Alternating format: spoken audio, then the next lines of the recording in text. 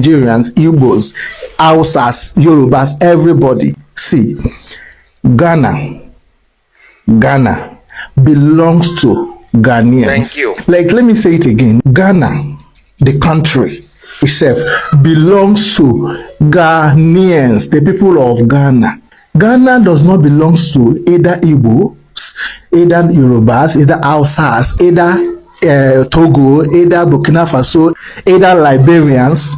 Ghana belongs. Exacto, perfecto, that's all. Exacto, perfecto. Thank you, bro. Ghana belongs to Ghanaians, not Nigerians, not Senegalese, not Kenyans, not Uganda. You have the right to visit Ghana. If you want to come and do something here, the right is there. You can come to Ghana and do whatever you want to go. If you want to stay, you can stay.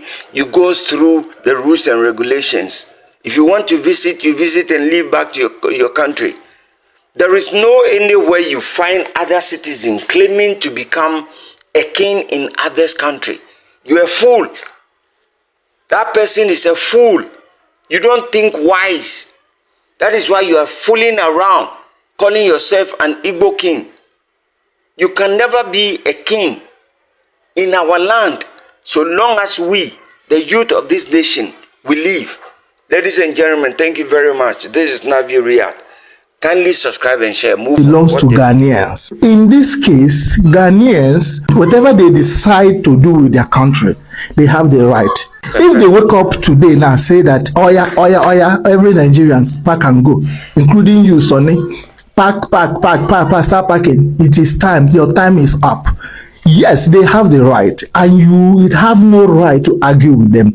I don't have any right to argue by telling them. You don't have any right at all to argue. So you see, very discerning Nigerians and Igbos are talking, and when they talk, they make sense.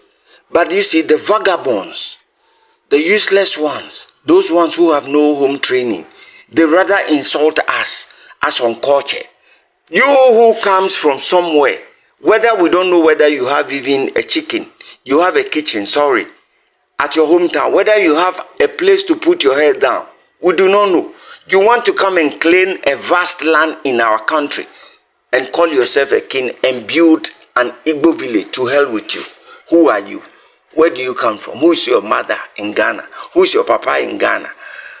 Whether you marry a Ghanaian, that is your own property. You choose to marry a Ghanaian. That does not qualify you to become a king in our land.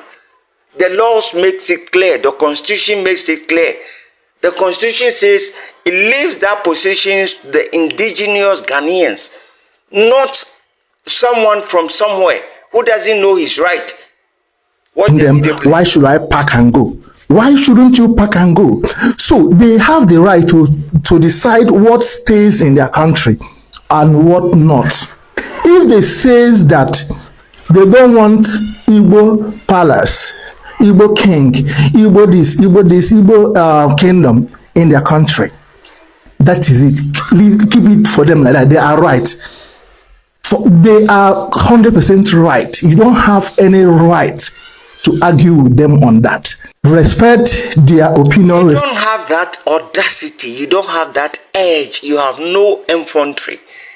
No even any kind of bluff right to be calling us uncultured until he comes out, that Igbo fake yeye man, until he comes out to tell all Ghanaians and